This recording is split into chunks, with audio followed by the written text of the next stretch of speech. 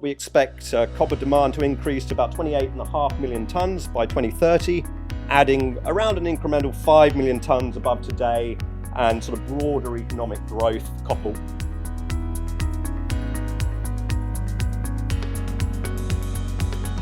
Good afternoon, everyone. First of all, thank you very much to Amy and One-to-One Group for the pleasure of speaking to you today on the outlook for copper. I think all of us in the room probably know that there's a serious potential for a disastrous underinvestment in the red metal, which fueled Goldman Sachs last year to assert that the 10-year supply gap might balloon to 8 million tonnes from only 4.5 million tonnes in 2019. So in the next half hour, what we're going to do is examine how possible that might be, specifically looking at the supply side of the equation. I think looking at the agenda tomorrow, you're going to get plenty of views on the demand impact from metals from the green energy transition. So I'll focus on the supply today. Starting here, I always like to have a theme for my presentations. Can anyone guess from the titles of the chapters what that might be today? I'm glad Joel Crane isn't in the room because he'd get this in seconds. No? Okay. Well, it's Pink Floyd songs. So, the legendary prog rock group from the 1970s, whose back catalogue is now for sale for £450 million. But stumping up the money is probably going to be the least of your worries. Getting Roger Waters and Dave Gilmour to agree on the tax structure of the deal is going to be far more difficult from what I read in the press. Anyway, our first section is borrowed from the band's 1994 album, The Division Bell, which was described by Waters as rubbish, nonsense from beginning to end. Waters had obviously left the band by this stage, but it alludes to the structural shifts in demand required to meet our decarbonisation goals. So, I say I'm not going to focus very much on demand, but just to touch on it, I don't need to tell anyone here what the call on copper units is going to be from the green energy transition, which I think we can agree is firmly in play, probably even speeded up now by the war in Ukraine and a transition to renewables due to that structural energy security concern. As a result, we expect copper demand to increase to about 28.5 million tonnes by 2030, adding around an incremental 5 million tonnes above today, and sort of broader economic growth copper, which pretty much flatlines from about 2025 we have there. And from the chart, on the charts on the slide, you can see that the heavy lifting from the supply side really has to come in the back half of the decade. Those years between 2025 and 2030 is where the curve is steepest. Obviously with EV demand and renewables demand coming off a higher base, that's where we're going to need to see the supply growth. So, how is the supply side performing? Again, borrowing from the title track of the band's 1975 album, cited by Dave Gilmour and Richard Wright as their finest. Here we go. In 2022, the world's top 10 mines accounted for almost a quarter of all copper supply. Indeed, they may be old and depleting, but the 50 largest mines still have an average economic reserve of 48 years, which would dwarf even some of the largest greenfield projects that we have out there today, so that these would become exhausted by the end of that horizon. As such, nearby supply is highly sensitive to disruptions from the world's leading mines. And many of these are in Chile, that is now experiencing its 12th year of drought. And in the case of Chilean state-owned miner Codelco, just suffering from long-term underinvestment. So, output declines are a permanent feature of the copper industry. It's just resource depletion and falling ore grades are the primary reason for that. But in the first 8 months of the year, Chilean production is down 7% so far. So you've got Los Pelambres is down 29% year on year. Water issues. Similarly, Angos Sur, Los Bronces down 23%. Collahuasi down 11%. Codelco's mines collectively down 11%. I mean, I could go on. Centinela, Sierra Gorda, even though South 32 are part of that now, they haven't been able to stem the tide there. Andacolo, I say, the list goes on. I'm not going to dwell on it. But just to say that the Chilean Copper Commission is now predicting that output this year will fall to 5.4 million tons, which is the lowest in a decade. Moving on, as you can see, these charts, the chart certainly on the left-hand side alludes to the disruptions. We've been keeping a disruption tracker of reasons why copper companies have reported losses year on year since the beginning of the pandemic. And I think what's really interesting here is that first of all, we start off with falling ore grades. Falling ore grades are nothing new to the industry. You can see the dark blue there, which was the primary reason as we came through 2021 why we were seeing these downgrades year on year. But I think that there's another story behind this, which I think is more profound as a result of the pandemic. And it's because falling ore grades are a natural consequence of a lack of mine development. And miners were forced to choose at the onset of the pandemic. You can either focus on near-term production, or you can look and get, well, with 70% of your workforce on site at somewhere like Escondida, you can focus either on concentrate production, or you can focus on cathode production. You can focus on near-term production, or you can focus on mine development. Now, where prices where they were at about $9,000, $10,000 a ton, it wasn't a difficult decision. A lot of miners would focus on near-term development, especially if you're looking at an uncertain future, which, of course, it was more uncertain than ever before. So short-term operating plans became the focus, and we did. We saw a lack of pre-strip work, and you can see that certainly in the total material mined, and a number of those largest open pits are now quite significantly lower than before the pandemic. Then you've got the secondary issues, and you start to see these come into play as we move through as well, where not only is it that you can't do the work on site, you can't get people to site. So all of those specialist teams that you need to be able to carry out major maintenance schedules like SAG mill maintenance, which has to happen on a regular schedule, because of COVID restrictions and border controls, you couldn't get these people there. So particularly relevant somewhere like Vale's operations in Brazil, Salobo, and Sossego, they then started to experience what's effectively become rolling SAG mill issues.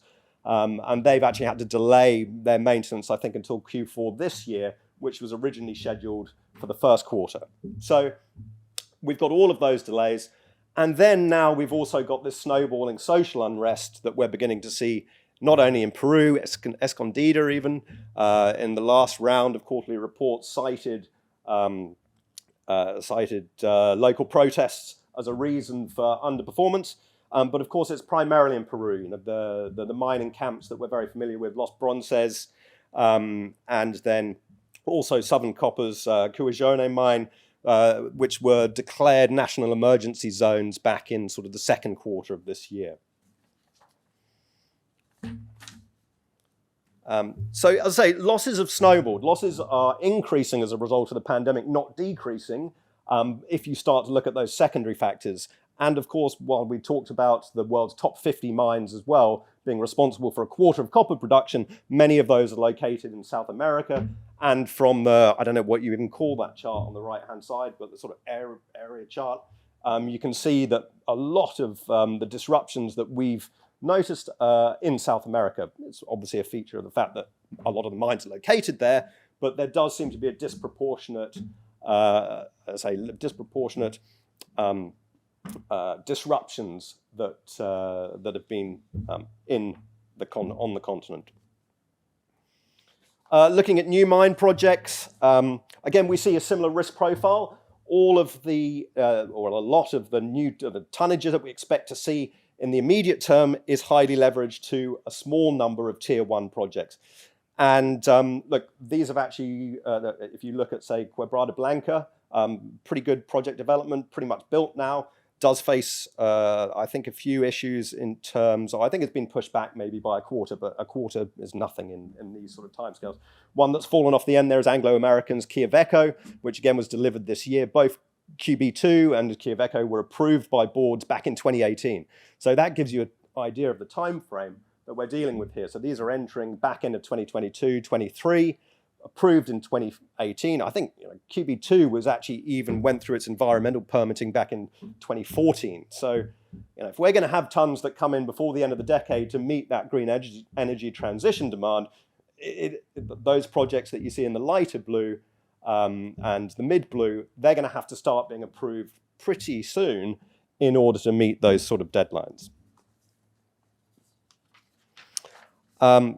Okay, so what does all this mean? Well, effectively, what it means is that we've downgraded our expectations for 2025 and 2026 so that mine growth is now below 2%, which is very different, actually, to something I saw from Fitch the other day, who I think have a compound average growth rate of about 3% out to 2030. But anyway, we won't dwell on that. It's, we've downgraded ours to 2%, and you start to, as a result, see significant deficits open into the middle of the decade. And of course, that supply gap starts to grow. We've got it at 5 million tons in 2030, around there. 2035, I'd say not Goldman's 8.5 million, but it's still sizable at 7.6.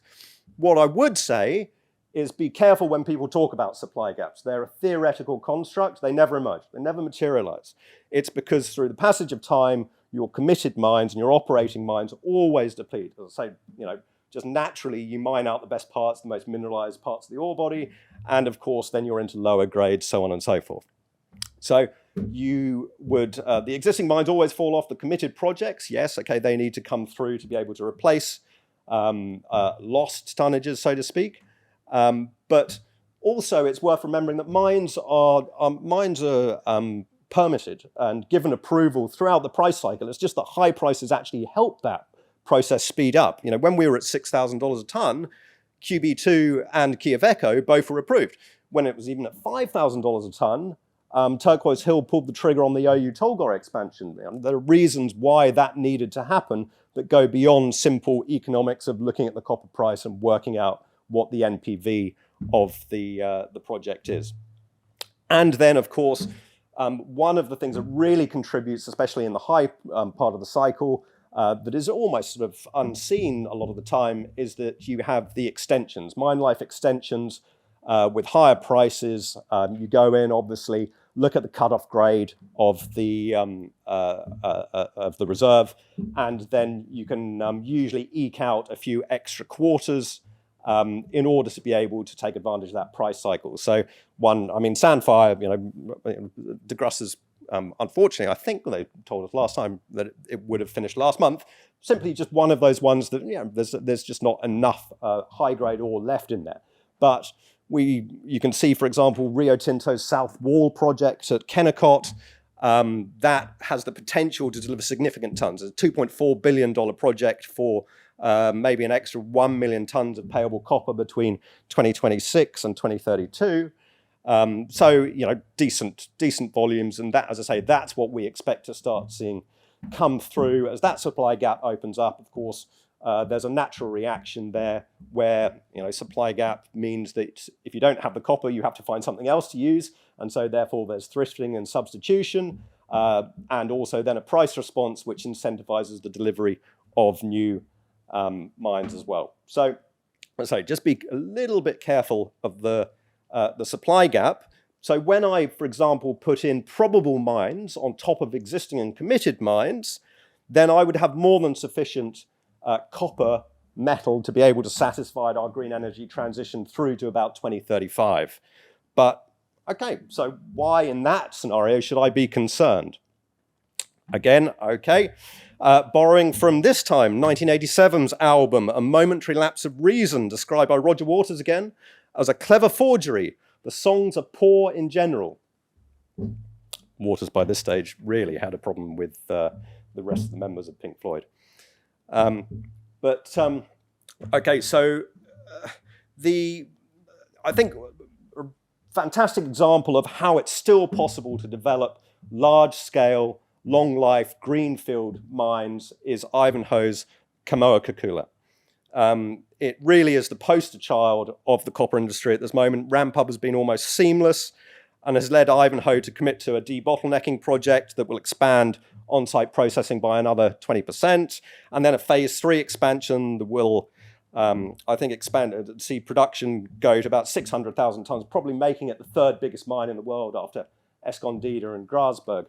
And actually, more than that, Kamoa is going to fund the other projects that Ivanhoe have in terms of the Platte Reef project, the polymetallic in South Africa, and also their restart of Kipushi, which is going to become a zinc mine, and where it was probably more of a polymetallic or more of a copper mine in its previous life. But a fantastic story in order to be able to say that it's still possible. Although I would suggest that were it not for the personal zeal of Robert Freeland, this project would never have been built. Even he admitted last year that if we knew how hard it was going to be, I can assure you we would have given up.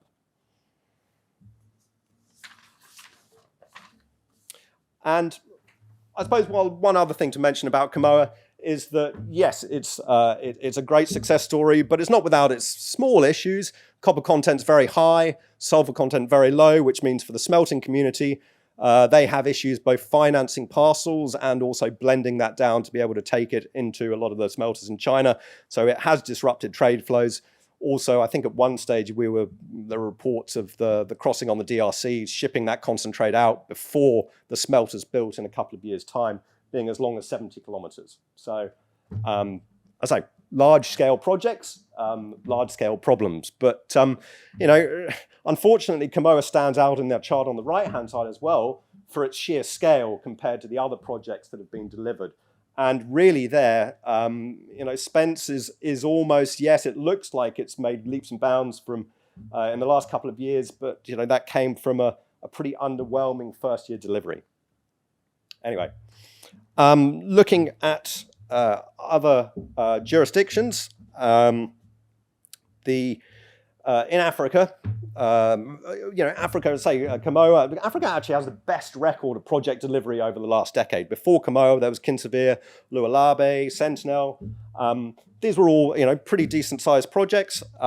It's just that Zambia has been a problematic jurisdiction to operate in for a number of years because I think the mineral mining royalty tax, certainly, tax regime has changed 13 times. With ever-growing public debt. Obviously, mining is the largest source of revenue for the government, and it was a key factor in the delay of Kansanshi's 1.3 billion expansion, which actually did get approval earlier this year, but it was delayed by about 3 years as a result of these changes. Things look like they're probably looking up under President Hichilema. He's allowing corporate tax to be offset against mineral royalties, and so therefore that should encourage, hopefully, more development.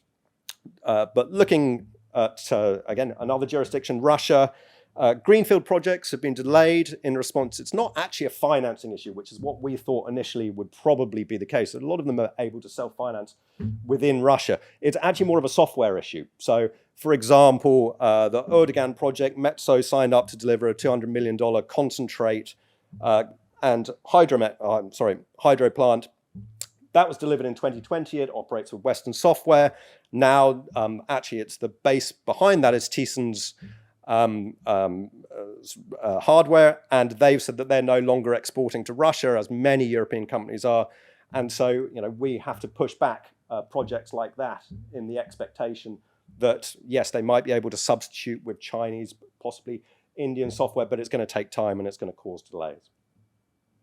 Looking locally, I think local copper supply is a really interesting story. You can see we've still got Copper Mountain there as the EVA project, but it's likely to become Harmony if that's approved by shareholders.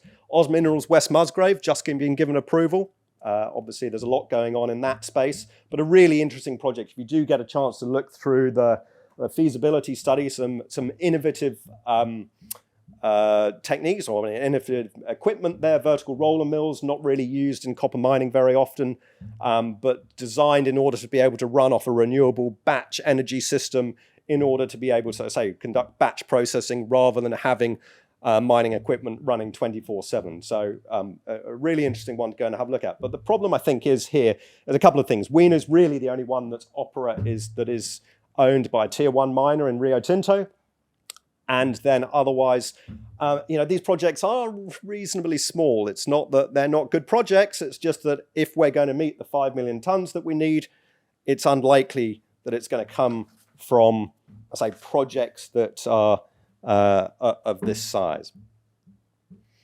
Looking at Chile, if we're looking for positives in Chile, obviously a resounding rejection of the constitution. I think a 62% majority that voted that down means that we're not going to have this royalty tax system that was, I think we calculated it at its height, would probably, if you were a private large copper player in Chile, then you might be paying a tax rate as high as 59% on average between 2024 and 2040.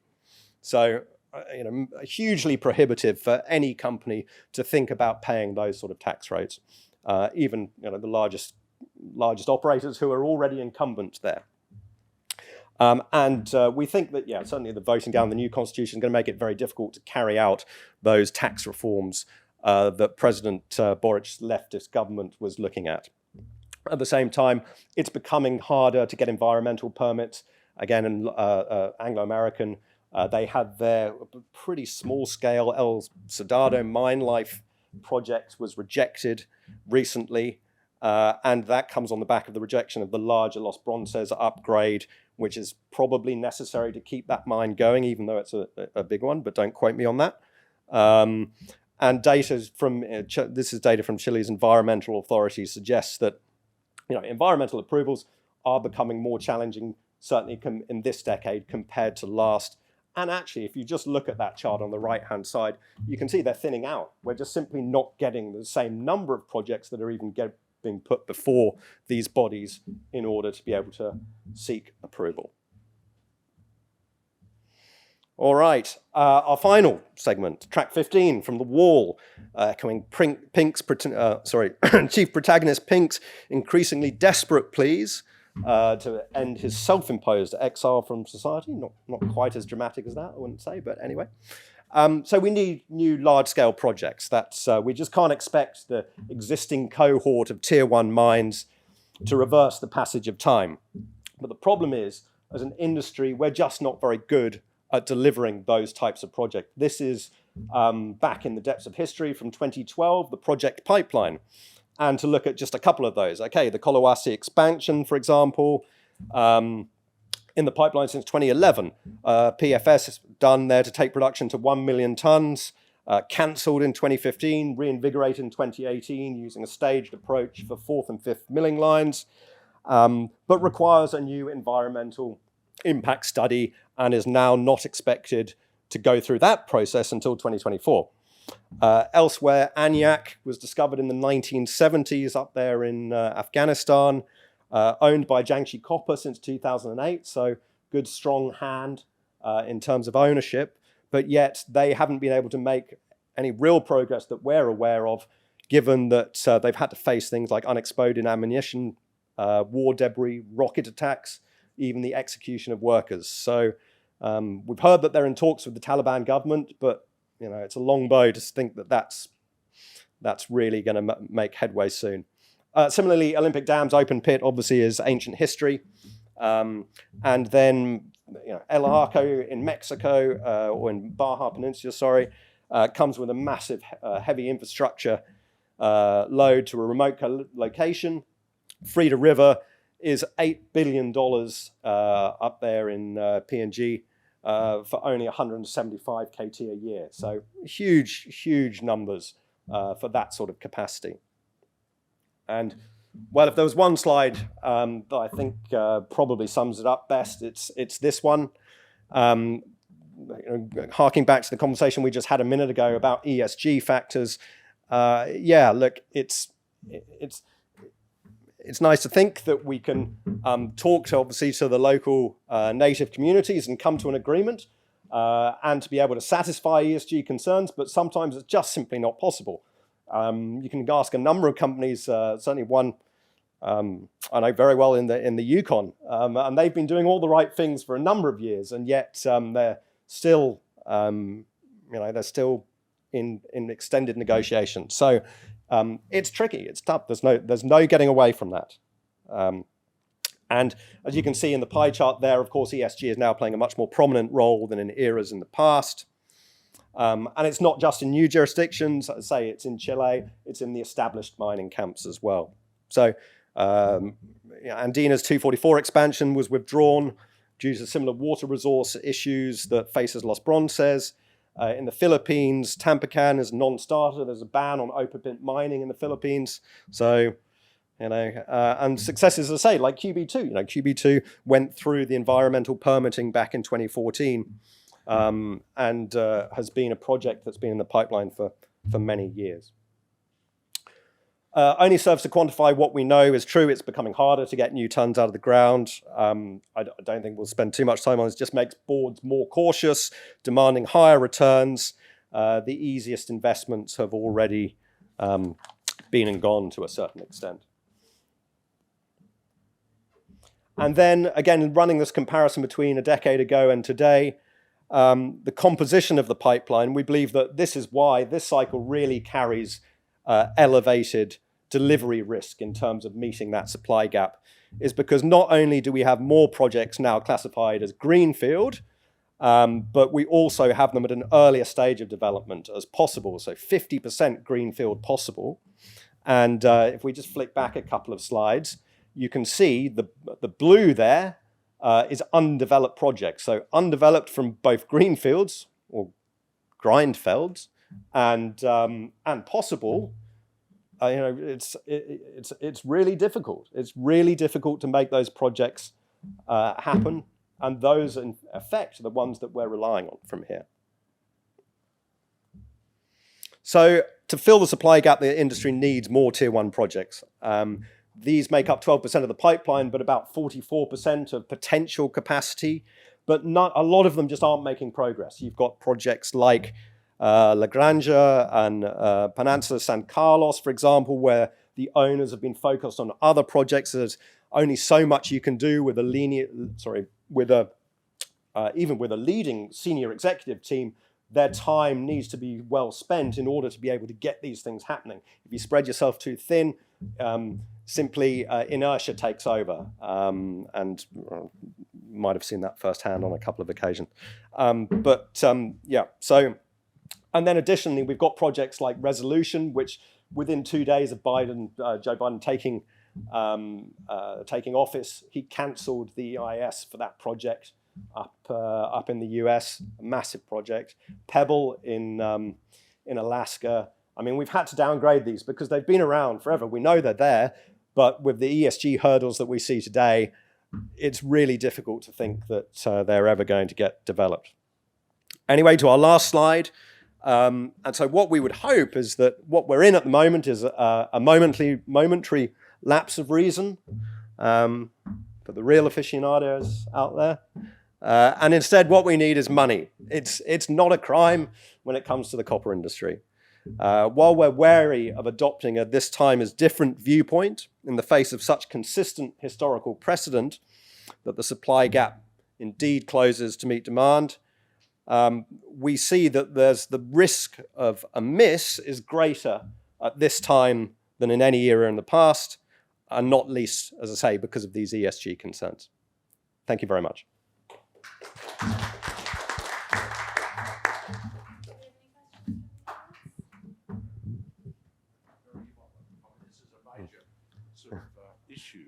This is a major issue in terms of, trying to move forward with these difficult countries. And Tampacan's a classic because of, the stories you hear in that part of the Philippines and Mindanao, having travelled there extensively, are quite frightening at times. So, what is the answer here? I mean, have you got any suggestions? Or Barry, have you got any? I'd like to hear Barry's suggestions first, but yeah. It's just in the sessions this morning, everyone was gung-ho about ESG, and I was very concerned that it would have the effect of really pushing up capital costs, causing delays, and essentially pushing up the price of the products because of shortages. And I was very concerned about the long-term decline in ore grades for most of the metals. And then you start thinking what's going to happen on the demand side as the prices rise, substitution, and particularly given that a lot of this is aimed at electric vehicles, which are a discretionary spend, even though they might be government sanctioned and subsidised, that it becomes a very, very risky position for the industry to leave itself in, and it's very risky for the governments to be left in this position as well, because they're party to all this. Yeah, a lot going on in that question. Yes, I mean, our ore grades, I think, have declined. Ore grade decline has accelerated. I think we had it at 0.8 as an average across the copper industry only 15 years ago, down to 0.57, which, if you think about that, you're having to move 25% more material in order to get the same return. That's massive. There has to be a pragmatism with ESG that I think that, when you look at the London School of, which London University? London University, as well with Exeter University, have cancelled their mining engineering programs because it's not of the moment to be seen to be supporting what is an absolutely necessary function for the green energy transition. It's the paradox that no one really wants to own. And so you have this reaction that is only going to make it harder, as you say, for us to achieve what we need to achieve. Yes, there's recycling, but we can't recycle the extent of metals. Recycling in the battery world, recycling, let's say, of rare earth metals in drivetrains and wind turbines, it's going to be years. But it's going to be many years. You can't have a first use application that you expect to recycle. And we know the life of an EV is what will it be? It's going to be more than certainly an internal combustion engine at 15 years, say, maximum. So, yeah, we can't look to those avenues. It's got to be primary supply of metals. And I think we need to, of course, we need to acknowledge that there are ESG concerns, but we need to do everything we can to mitigate those. And in order to be able to move forward with some of these projects. Yeah, thanks for that. Very, very good talk. Really, two components. Firstly, it seems to me the answer is higher prices, and that's to stimulate exploration and development. But it's coming at a time where global economy is going into recession, and so commodity prices are going to fall rather than rise, or at least stay where they are for the time being. So, interested in that. Interested in your thoughts on where prices will go. I guess a more general question is, what you've outlined here is in some respects similar to what we're seeing in lithium and nickel, where supply is struggling to keep up with the potential demand. So, are we kidding ourselves that this is really a long-term solution? To add 5 million tonnes is bloody difficult, but then we've got to get production's probably got to double and then stay there for decades. Is this an intermediate step until something better comes along, or are we just kidding ourselves? Yeah, to your first point, I think it's been really interesting to see.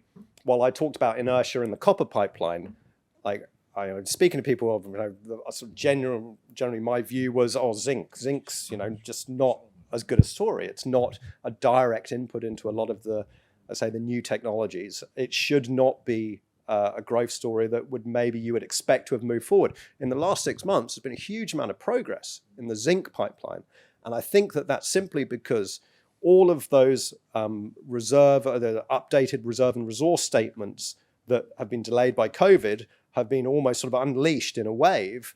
And of course, you're able to get projects, you're able to see the IRRs of those back up into the sort of 30-40%. And that's why they're getting approved. And it's really come through. Why it's not happening for copper, I don't know. I can't really explain that. It's we've seen approvals, but they kind of have been few and far between. To answer your other question, I think thrifting has to be the solution to some of these. I would say the ubiquitous adoption of any technology means that you can have a broad range. It seems that sometimes in the analyst community we become fixated and we say, okay, EVs is going to be 80 kilograms of copper per vehicle. It's not going to be that. In non-premium markets, it's simply not going to be that. And we've already heard stories of maybe second generations being not Teslas, but other makes being down to 30 kilograms. So we have to look at that as a sensible and logical way that we can manage this. But as I say, the supply gap, it's never materialized before. It might have held down the amount of absolute copper tons in the market to this point, but it feels manageable, especially when you look at what's happening in the property sector in China as well. So. Thanks, Piers. That was great. I think it touches on that second part there. I really like the 10-year previous view. A big chunk of those projects just basically aren't going anywhere, are they? They've been being developed for 10 years. They've been through a few price cycles, still haven't been successful. They've probably got more fundamental issues, either at the technical side or probably on the ESG side, which are just going to become more and more of an issue. If they don't come, who loses out? Can we realistically put it down to thrifting? I don't sense that's the case. Like, if you look at that demand view, all of the growth is from renewables and EVs. We can't eliminate that much demand in 20 years' time, I don't think. So something has to give, but it's... you might not know the answer, but it's just what changes. Yeah, you're right, Harry. I don't. I mean, it's that's a bit glib, but I think projects. Yeah, we have to look at these through a slightly different lens. We will find ourselves short of the raw materials to. We're seeing it already in supply chains. We've had supply chain issues that have held down total vehicle sales this year. Maybe more, semiconductors and wiring harnesses from Ukraine. But when that becomes a raw material shortage issue, which it surely will, and we're not just, as you say, we're not talking about copper here. We're talking about lithium, cobalt, nickel, rare earths. It's going to require, I think, a complete change in policy, for one, and we're going to have strong governments who are willing to make some bold calls. The natural response might be higher prices, and those calls then become even more difficult because it seems to be that you're effectively favouring profitable companies who are able to sort of invest into that price cycle. But to me, that's what has to happen. It's got to be to a degree, especially in places like South America. We need government reform. So last question over here. Yeah, just thank you. Insightful presentation. Thank you. Just in terms of the numbers, 105 billion. I mean, can you talk to the capital efficiency? By that, I mean, we know a lot of Chinese companies are right into Africa and don't worry too much about sovereign risk. Can you talk to, where the capital, from your view, is going to come from? Barry, you might have a comment too. Where's that going to come from, sitting where we are, in terms of, is it the private? What's the route to an IPO or keep it private? Have you got any comments generally? Yeah, certainly. So I think of the 107 projects that we tracked through that 2012, from 2012, the ones that came into existence, not one of them came in on budget. And I say that with a little bit of reservation because I think Kamoa was pretty close. But typically it was a 30% cost overrun. And for open pits, I think the average cost went from 2 billion to 3 billion.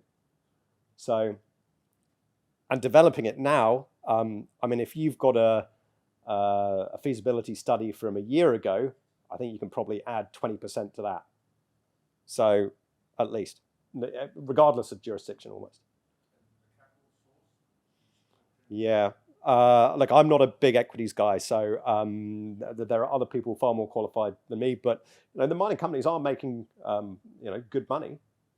Yes, they're returning it to shareholders as dividends. We want to be able to encourage them to reinvest to be able to get some of these larger projects off the ground.